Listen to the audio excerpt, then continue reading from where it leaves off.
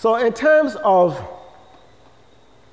still electricity, when last did you check your panel box, the panel box inside of your home? Yes, indeed. So you're telling me that the only time you're going to go in your panel box is if it got a trip? You think that it's only there for a trip? No, not at all. Not the electrician. I got a reason why you're supposed to go inside your panel box. Now, inside of your panel box, you got the breakers, right? And if you got any problems, it's supposed to trip. Good. Now, you are living at a house for 15, 20, 25 years, and you never had a problem, so you never had reason to trip. What can happen to those breakers over a period of time? They can get, well, I like how you put it, get rusty, but you're talking about corrosion set in. So what's happening now? You got a problem, but they cannot trip. Why? Because they are corroded. So how are you going to fix that problem? I get that. Change it. Change it or get rewired. But the thing about it, when you find out that that is so, it might be too late. So there's an easy way of doing it. You don't have to pay anybody to do this. When you get home tonight, well, now it will be a little extreme. Tomorrow when you get it, go into your panel box. And every one of those breakers, switch them off and back on. Everyone's off and back on. You know what you're actually doing? You're trying to ensure that there's fluidity, that there's movability inside of them. Because if you do not do that, and corrosion set in, then we're really and truly, and don't tell me, especially if you live close by the seaside. And really and truly, all of us in Barbados live close by the seaside because the sea sprays travel across the entire landscape.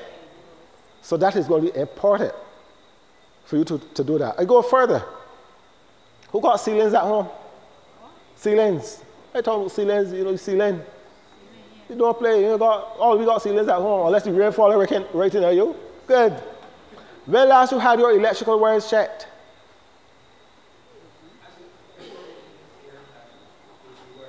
You had it rewired this year?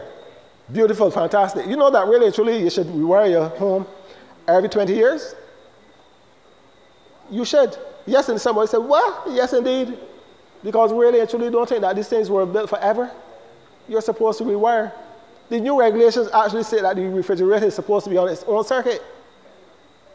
So you should not be sharing any plugs with the refrigerator. No, all of these are things that we are doing that are causing all of these fires. So it's absolutely important that when it comes to your breaker panel, you make sure that you make it your business, you get in there, move them around. When it comes to your ceiling, ensure that you get up there.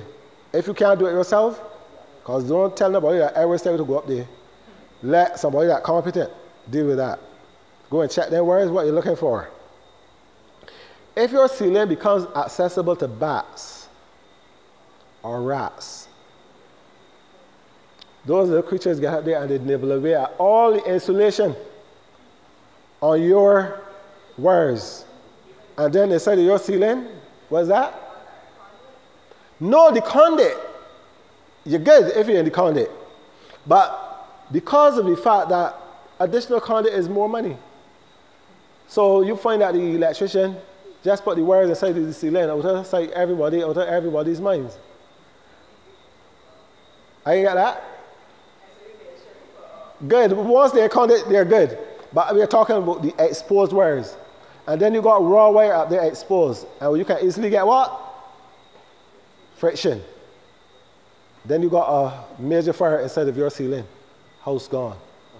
Yes. And I'm telling you that if you go into many of the homes right now, you're going to see somebody got a cell phone charger plug-in and it dump on the carpet or up on the bed. You know what you're actually doing? You really know what you're actually doing? You are actually playing Russian roulette with your home, guys. Once you finish with the charger, what you should do with it? Unplug it. We got people that charging laptops and got a laptop charging on top of the bed. You know what you're actually doing? And under your laptop, you know they got the breathing pores. You will find that these things get so hot that you can easily have your sheets or all these things being ignited. Like that. These are the careless practices. That's why we're having so many house fires with carelessness. They're not necessarily deliberate. Ignorance and carelessness, those are the two major ones. So for heaven's sake, when it comes to the charges and all that, once you finish with it, unplug it. Any more questions for me? Yes, ma'am. Oh, fantastic question. Not necessarily, it depends on how close you live to the seaside. If you live close by the seaside, I will advocate for you to do it at least every month. Other than that, every 3 months or so. But do it as often as you can, because you might forget. And if you forget, then you can revert right back into that unsafe practice. Gas. If gas is escaping in your home, or if gas is escaping in this particular environment, you can smell it? You can smell it? Not one of them can smell it. What you are actually smelling is an additive that was added to the gas that you and I can know that there is gas around. Gas in its natural state is colorless and is also odorless. So they had to add this tincture called mercaptan to it so that you and I know that gas is not in its proper place. So if you remember a few years ago, a lady in Jackson, she got up one morning to do her normal preparation of meals because she used to sell lunches and all that. And there was gas escaping in the house. And what she did that morning, anybody can remember? No, she didn't light the match. She actually turned on the light switch. Anytime that there is the presence of gas inside of your home or inside of any structure, whether you are at home, at work, or wheresoever, never ever turn on or off the light switch. Because every time you hit that light switch, it creates a spark. And if there is enough ignitable vapor inside of the environment, what is going to happen? Kaboom. And that is exactly how she had died. So I beg you, the gas heads, you know, 20-pound cylinders, anybody here still use them? Nothing wrong with them. What is wrong with them is the careless usage of them. Those people that still got them in the kitchen and got them up in cupboards and running the hose through the cupboard because they don't want anybody to see the gas bottle beside the stove. That is a bad practice. To be honest with you, the best place for the gas bottle is outside. But I will not encourage you to go and put your little 20-pound cylinder outside, because while you're cooking, you might say, wait, the gas gone. You know, it really gone. Not only the gas, but the bottle too. You know, so you are really forced to have the cylinder inside. But what is important for you to do? Ensure that you change out that head every 3 to 5 years. I was doing a presentation and I made the point that you need to change out your gas head every 3 to 5 years. And this old man who was sitting down, as astute as ever, listening to me, you know, when he said that, the man looked up at me and said, what? I had on one for 22 years, you know? But the reality is, the manufacturers actually encourage you to change these things out over a period of time. And at the same time that you're changing the heads, you should change the hose. Because the hose over a period of time crack and start to leak. And please don't go the route of buying bicycle patching kits and looking to patch the hose and all that sort of thing. These are the harsh things that we see in the profession, guys. Now, taking all these things into consideration, you will recognize that if you look at these things, oh, I can't talk, don't talk about extension cords. What about electrical stoves? Electrical stoves. Now, electrical stoves are good providing that the maintenance is honored. Very often we go and we buy the electrical stove and we think that it can last me forever. And whenever you talk about children playing with matches or anything like that, first thing people say, I know I ain't got the matches at home, my stove is electrical. Oh yeah? But when you recognize that you do not maintain that stove, you allow grease to build up in strategic areas, then it becomes another hazard of a different type. So a hint just now also about children playing with matches. We lost a home that is suspected to have been started by a child or children playing with matches a few days ago. You know what's the problem? Because when we were kids and your father or mother said to you to do not play with matches, we all understood what that meant. Because if you were caught playing with matches, you know what's going to happen. Nowadays, if you say to a child, don't play with matches, the first thing the child is going to say to you, what? Why? And you know what you say? You as a man, you come asking me why? You better answer that child. You better answer that child. Because I tell you this much. The day or the hour that you leave those matches, that those children can access them, they're taking these matches and where they're going with them? Straight in the bedroom. And inside of the bedroom, what you got inside the bedroom? Sheets, clothing, what we call ordinary combustibles. And the child going in there with the match, and they're going to rehearse everything that they observed that you were doing. But what they were not expecting was the burn. So when they strike the match and they get it right and they get burned, what are they going to do with the match? Drop it. And then you got a major fire starting at your location. So these are the real problems that we have currently. Yes, my brother? You know, and the extension cord, remember extension cords are supposed to be a short-term usage. They're not supposed to be used over a long term. And when you go into homes or when you go into certain facilities, you can see extension cords actually run along the building as if an electrician put it there. Why? Because that's their way of power in wheresoever they're going to be power in. That is wrong. That is unsafe. The extension cord is not designed for that. And worse, if the extension cord is these little brown, you know the little brown ones that twist up? Those are for small equipment. Things like the shaver or the curling iron. But no, you can't go say you put in television set and put in toaster oven and all these things on those. You are asking for trouble. So I really looking to conclude on this particular score. And in this church, I don't know, kind of hands maybe can help me. Where's the extinguisher inside this church? The fire extinguisher?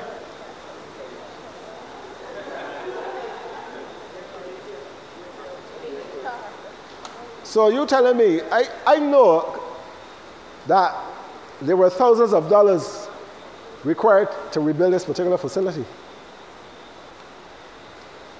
And you're telling me that we do not have a fire extinguisher in case something happens. Suppose that organ develops a problem and starts to burn. Knock on wood that does not happen here. A Sunday, what are you going to do? Run for the what? The hose? You realize, you ever thought about that? Really and truly, let me say this to you. The church needs to invest in at least a 5-pound carbon dioxide extinguisher. I will not advocate that you put it anywhere, really and truly their best place near exits. But because of the type of activity, and you have lots of children and all that running around, I will not advocate for you to have it placed in this area, but more so closer to the office, that it is accessible. Because let me say this to you, and many homes, sometimes when you tell people about investing in extinguishers, they normally say, but the garden, the hose is always on the pipe. That is true. But the pipe don't be always on though. And you can well have a situation when the water is off, you got a fire, you got a hose, you got a pipe, but you don't got the water. So the next best route to go is to invest in an extinguisher. The extinguisher I'm recommending to you probably costs $100. When you look at what that will be protecting, that organ costs thousands of dollars. This particular place here, I don't want to tell you what the insurance is every year. I'm saying it is easier to invest in a fire extinguisher, and more specifically a carbon dioxide for this particular environment. Yes, my brother. I didn't want to talk about the classes of fires at all tonight, but since you raised it, what you're actually describing is something called a Class K fire. Commercial kitchen media fire. And the best extinguisher to actually deal with that is one called a wet chemical extinguisher. Wet chemical. But unless you got a restaurant, if you got your little kitchen home, you don't want a wet chemical extinguisher. What you want for your home is an ABC extinguisher. And all ABC represents the classes of fire that that extinguisher can put out. You got class A fires, class B fires, class C fires, class D fires. Class A fires, things like paper, wood, grass, clothing, remy. Anything of organic nature is a class A fire. Class B, flammables, paints, varnishes, alcohol, nail polish, diesel, anything of that particular nature, class B. The best thing to put out that class is foam. Class C, electricals. Look around this church. You got tons of them in here. The best thing to put out that class, carbon dioxide. I said that to you just now. However, we recently had a fire at the First Caribbean Bank in Warrens. Yes, the car that was right outside of the vehicle, that was right outside of the building, that caught a fire. And they, because of their activity, they have tons of CO2 extinguishers inside of there, because lots of computers. Don't ever going to see you using ABC on a computer, guys. Don't get me wrong. It's going to put the fire out. But it's also going to put you out a couple of $1,000s too, because the powder is highly corrosive. So once you use it, it's going to put the fire out, but it's going to corrode all of the equipment. It's done. So you got to invest in fresh. So you can't got your expensive server and go and put ABC on it. You got to put carbon dioxide on it. Carbon dioxide is a gas. So it does not leave any residue. It put the fire out and does not leave residue. The powder is going to leave a residue. So that is why you want a carbon dioxide extinguisher. Then you got class D, metals. Things like magnesium, titanium, uranium, zirconium. According to one of my colleagues, all the M's. If you can remember you got them. Yeah, and then you got class K.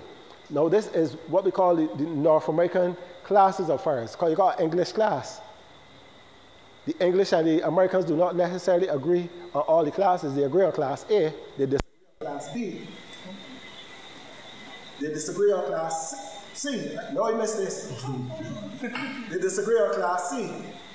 They agree on class D. And the English got a class E.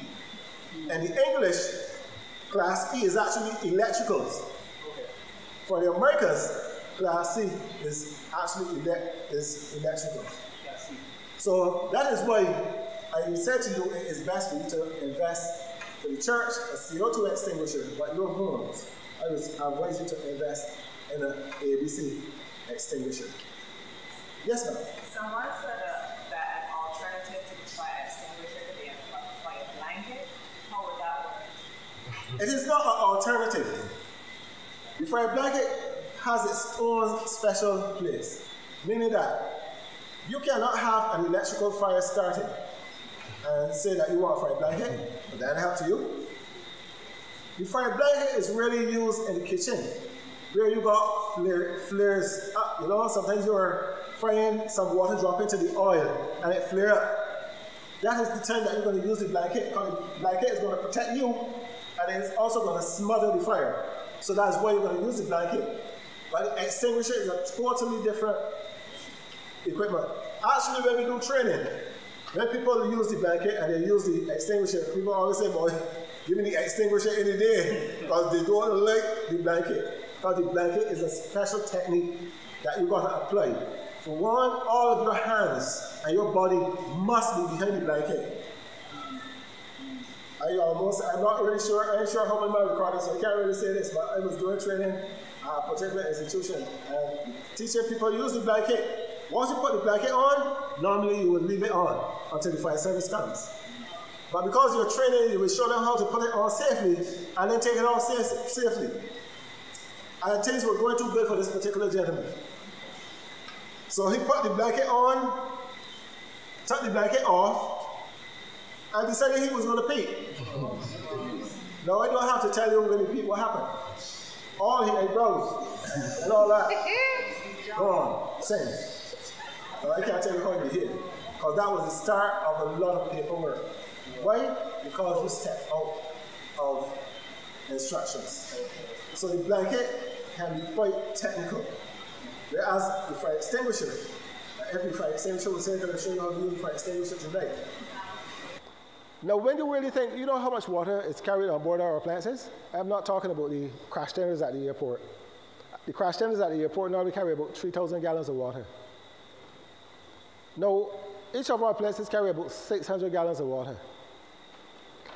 If you got a structural fire in the city, you need thousands of gallons to be able to combat that fire. You are talking about fighting a fire for maybe 2 or 3 days, give or take.